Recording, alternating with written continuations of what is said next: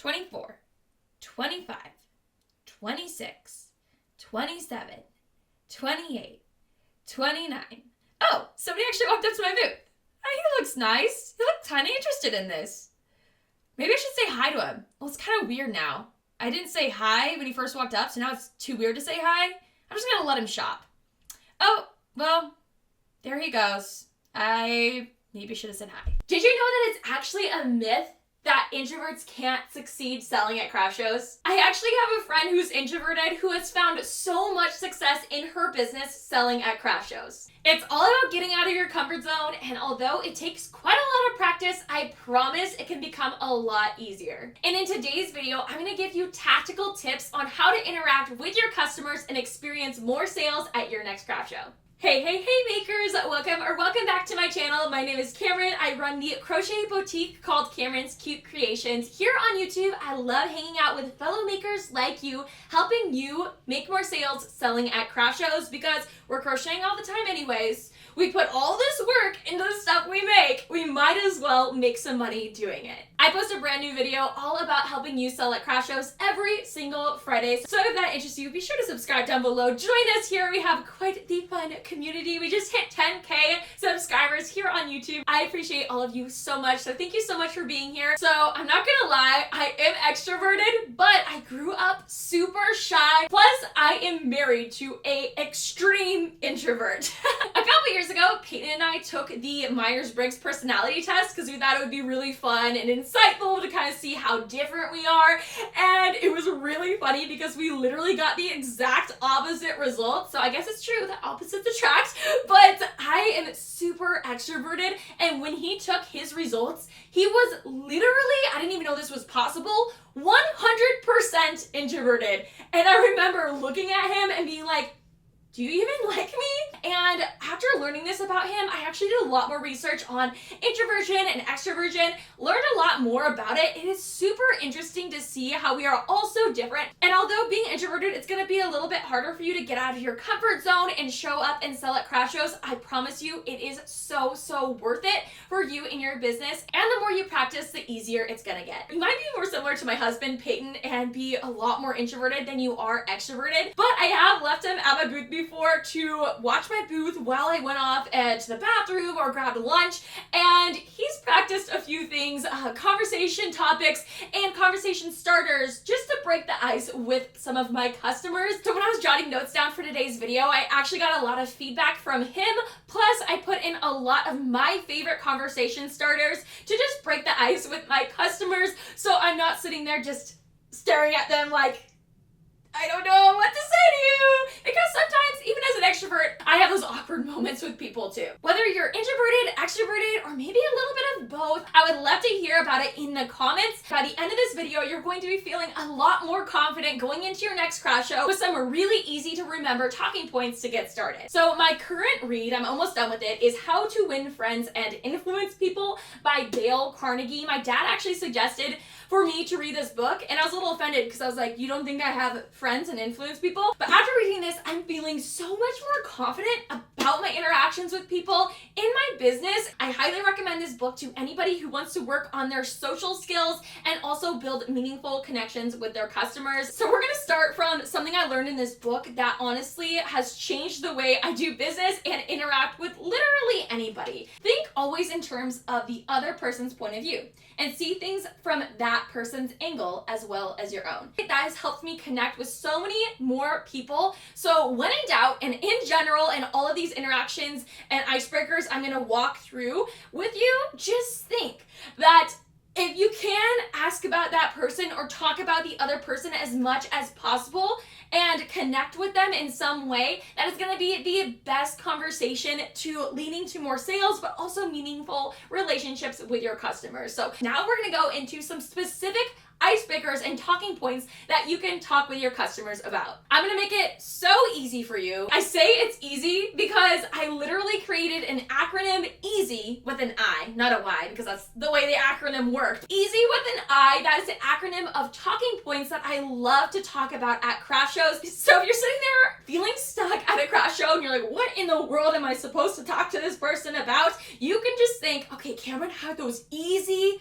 talking points, easy, with an I. Okay, so let's break down the EASI acronym. E is for events. So these are events that are relevant to your customer throughout their day. So you can be really simple. Just a simple, hi, how are you doing today? I do that honestly like half of the time. You can even ask your customer, what other plans do you have for the day? Or you can ask your customer something about the timeline of their day. So maybe something like, hey, did you guys just get here or have you been shopping for a while?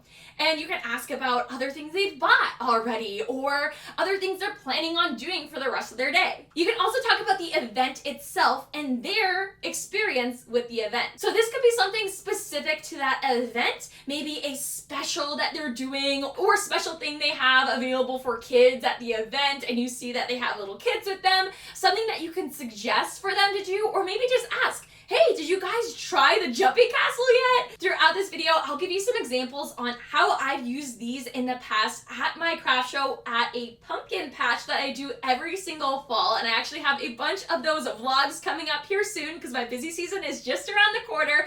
But at this pumpkin patch, they have these amazing pumpkin donuts. Everybody raves about them. Like seriously, the tastiest things ever. The line is crazy long for them all the time.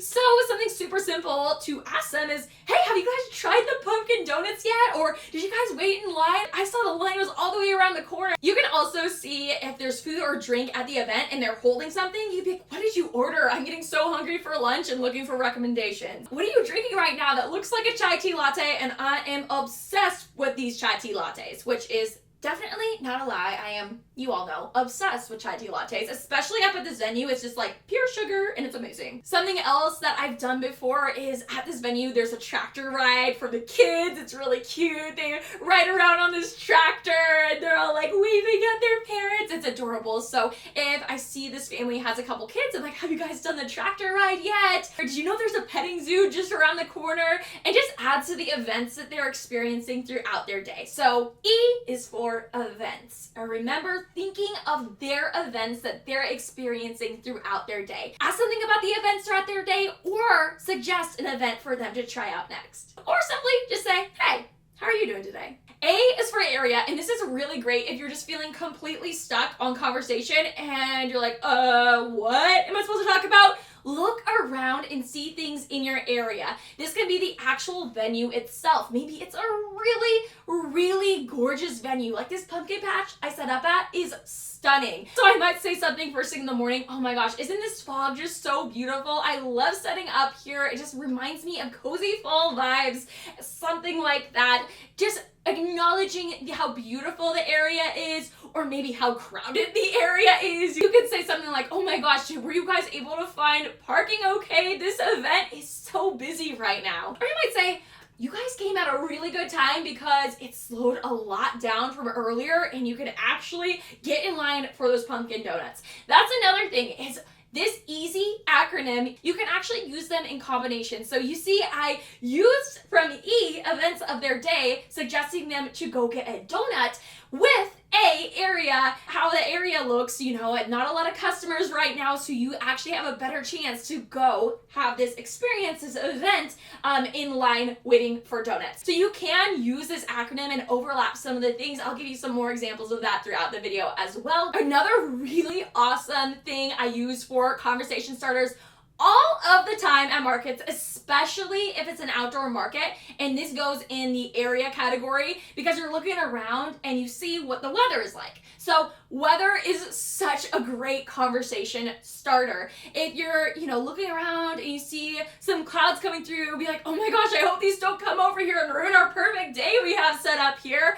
Or you might have a gust of wind come through. You could say something like, oh my gosh, that breeze feels amazing today. Anything like that. It might sound silly. It really helps get the conversation started. Weather is such a great conversation starter because everybody can relate to it, And an example of me doing this at my Green Bluff booth was last fall. It was so hot. I was actually getting sunburnt in fall. It was insane. I remember when people came up to my booth, I would say, Oh my gosh, isn't it just such a beautiful day today? Can you believe we're getting this weather in fall? It starts a conversation. Some people have opinions about it. I really want that chilly, cold weather coming through, or oh my gosh, I'm so grateful it's still so nice. So it really gets that conversation started. The next letter is by far my favorite thing to do as a conversation starter, and I not only do it at craft shows all the time, I do it all the time in my day-to-day life, and that is S for style.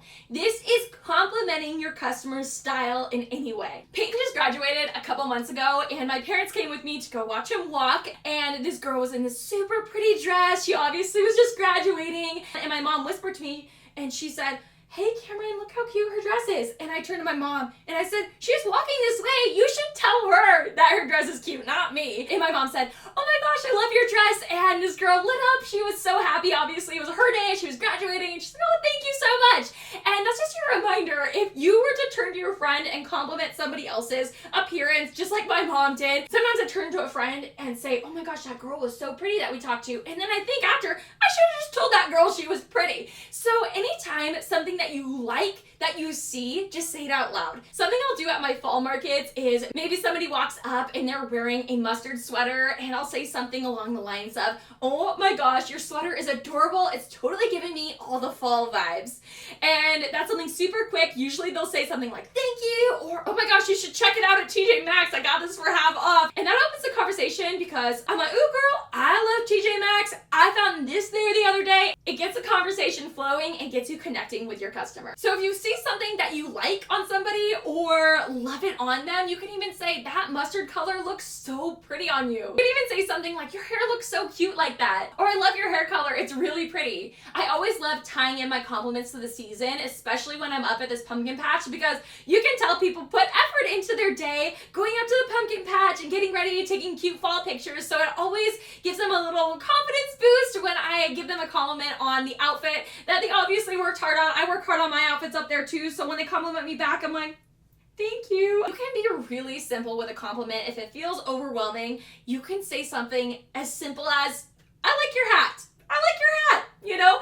And it sounds silly, but trust me, that compliment might turn around somebody's day. I did that at a market last fall. I told this person, "I love your hat." And she replied with, "Thank you. I got it for $10. And I replied, "Girl, what? You gotta tell me where you got this hat because it is so cute." And she said, "I got it for $10 at Hobby Lobby." And I go, "Do they still have some left?" I'm at Hobby Lobby all the time. Obviously, I'm obsessed with all things crafts, everything. And it was just a really great way to get the conversation started. We related and bonded over our love for Hobby Lobby. And I know y'all relate to that because, you know, we all love Hobby Lobby around here. But it was just a great way. A simple, "I like your hat," sparked this conversation. She ended up buying a velvet beanie and mitten set. It was so cute on her. Who knows if she would have even stopped and looked at my stuff if I didn't compliment her hat. So the last letter, remember, it's I, not Y. Easy. Easy. You know, it's easy to remember except that it's an I instead of a Y. But anyways, the I stands for inputs. This conversation starter is a ton of fun, and not only are you connecting with your customers, but they feel like they have more of a say in the creative process, making them more likely to actually buy something from you. Plus, you get really great customer feedback by asking for your customers' input. One of my favorite ways to do this is when somebody is looking at a specific color and they're interacting with this color beanie, and maybe it's kind of a gray purple. Some people say it's purple, some people say it's gray. So I ask them, "Hey, do you think that this is more gray or more purple?" And they'll usually interact with it and hold it in different lights and really think about it and say, "You know, I think this is really gray, but in certain lightings it has a purple hue." It's really interesting to see potential customers interact with products and feel like they have a say in that color or the style, and it really makes them feel like they're participating in the creative process. I always take my customers' feedback with colors too, because I'll be looking at a color for so long and think, "Hey, is this actually mustard yellow, or is this more sunshine yellow? Or is this more rust?" You know, and all these different color names. So I love asking my customers about specific colors, also about specific textures too. "Do you think that this yarn is softer or this yarn over here?" It gets your customers interacting with your products. Plus, when they're feeling both, they'll usually have an opinion, and a lot of the times they'll purchase something from their favorite yarn that they might not have even felt if you didn't suggest or ask for their input. Another thing that I love to do, and a lot of you know this, but I sit there and I crochet at my craft shows. So I'm working on projects while I'm chatting with people, and a lot of the times people love to watch me actually crochet, and they'll stand there and they'll stare. What I like to do is try to include them in the creative process. They'll usually ask me, what are you making right now? And I'll tell them, I'm making a velvet beanie, and I'm really debating whether I should put a white pom on this one or a brown pom on this one. Would you mind letting me know which one you prefer? And I hold them up, and they'll usually say, oh, definitely the brown one, or I like them both, but I think the white one for sure. And I'll just add that pom right on the beanie as I'm working on it, and let me tell you, a lot of the times people feel a personal connection to that product, but also all of my products in general, and more likely than not will end up purchasing something from me, if not at that craft show, in the future at another craft show, or finding me online and purchasing something in the future. It's just a great way to connect with your customers and get them included in your process, and getting their opinions is also really helpful. Get that in-person customer feedback and know what to make more of for future shows. That is our acronym E.A.S.I. Again, that stands for events, area, style, and input. So if you ever feel stuck at a craft show, Camryn tells me it is easy to interact with people at craft shows. So remember the acronym EASI. I'm going to leave you with a couple of really great tips for interacting with customers at craft shows for introverts and for extroverts. I have to remind myself of this all of the time. One is, do not let one -% or one negative experience ruin your entire day. If you want to dwell on that negative experience later in the day, which I'm gonna be honest, sometimes I do. I'm like, why did they say that? And throw like this whole fit to Peyton after my craft show. But I have to kind of compartmentalize that in the moment. Say, I will deal with that later. I could be upset about that later. But when you are actually at a craft show, you can't let that one negative experience affect your 3 next customers, because you're gonna lose out on sales. So you don't want to sit there and kind of pout and be like, oh, that was really rude. That was a weird interaction. And people walk up and you're like, hey, and you're kind of put off by it. You don't want to be like that, and I know it can be upsetting and people can be rude, trust me. There's some bad apples in the mix. I promise you, most people are really nice, and even the negative people, even the people that you might not have the greatest conversation with, a lot of those people, they mean well, and they didn't know what they said was rude. So just try to give people grace and not focus on those negative comments, at least not in the moment when you're at a craft show trying to sell your items, because one bad comment can totally ruin your day if you let it, but you don't have to let it. And if you're sitting there thinking right now, Camryn, yes, this is easy for you because you're extroverted. You can obviously come up with all these different topic ideas. You can let me know, but what if I'm just feeling so stuck in the moment? And I remember the conversation starters, but what if I feel awkward, or it comes out silly, or I just feel like, I don't know, is this weird to say? I don't know if it is, I don't know if it's not. If you're overthinking all of it, that's totally normal. That's totally okay. I just want to leave you with this. At the end of the day, people really don't remember exactly what you talked about. I do not remember what I even chatted about with my friends Friday night for dinner, but I remember the feeling I had. I remember leaving feeling like my cup was so filled. I enjoyed my time with my friends. The energy was really good. We were smiling, we were laughing. I can't even really think of the conversations we were having, but I remember that feeling. That's the same thing when people interact with you at your craft show. People aren't going to remember that you stuttered a little bit, or maybe you messed up your words a little bit, or there was an awkward silence. They're not going to remember that. They're going to remember the overall energy. If you are smiling and you are being a positive, nice person, you're doing it right. You are doing it right. You don't have to be perfect with every interaction. There's going to be some kind of awkward ones, and then there's going to be some ones that you really just don't click with that person, and that's totally okay. Just move on, find your people, and make sure you're not dwelling on it afterwards. It's totally okay. Weird interactions happen all the time. You can't let those 2 weird interactions that you might experience at your craft show hold you back from experiencing craft shows, because I promise you the majority of people at craft shows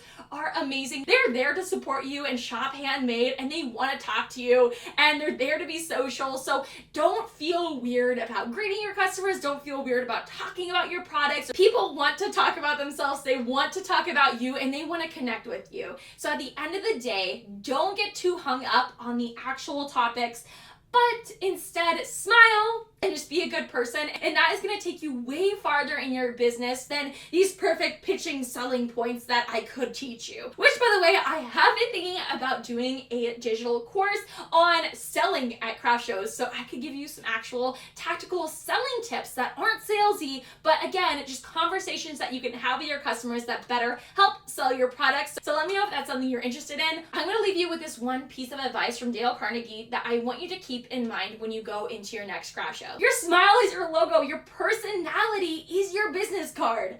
How you leave others feeling after an experience with you becomes your trademark. So remember to smile, have a positive personality, and just make your goal to be leave others feeling happy, whether they buy something from you or not. I hope you loved today's video. I had a lot of fun hanging out with you here on YouTube today, and you want to see me actually use the EASI acronym in my craft shows, check out this vlog because I include a ton of my customer interactions, and you'll be able to get some inspiration on talking points that you could talk to your customers about at your next craft show. So I will see you, my friend, in this video right here. Bye! Just pretend like, do you want to be like crocheting or something? Or? Stop.